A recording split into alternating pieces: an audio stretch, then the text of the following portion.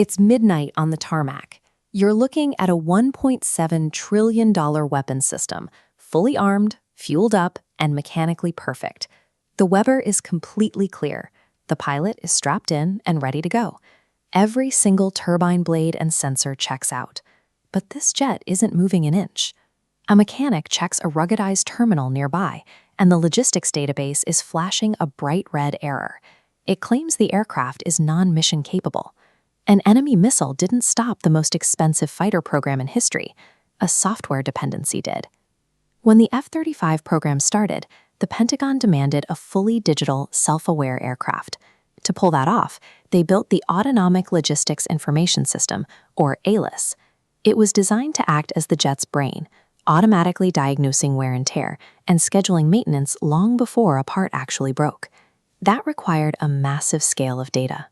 Every time a pilot flew, the jet had to record every error code, every minor temperature fluctuation, and the lifespan of every single component, then sync it all to a global network.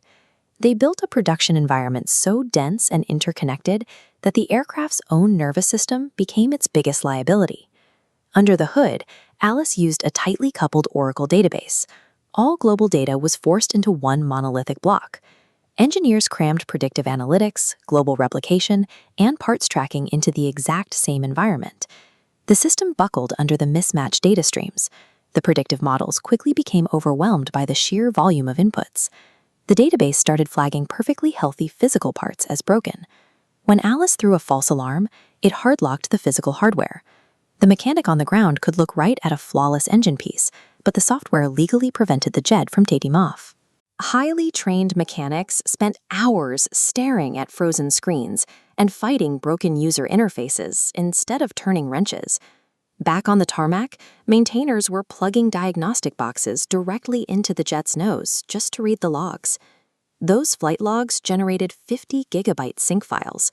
The military base's network infrastructure simply didn't have the bandwidth to transmit files that large over a secure line. The database replication lag was so severe that personnel resorted to a manual workaround. They downloaded the 50 gigabyte files onto rugged external hard drives and physically sprinted them across the base from the jet to the server room. A software architecture designed in the 2000s was trying to keep pace with the massive throughput demands of a modern combat aircraft. Pushing heavy files through narrow bandwidth creates severe latency. When that latency hits a live flight line, real-world operations grind to a halt.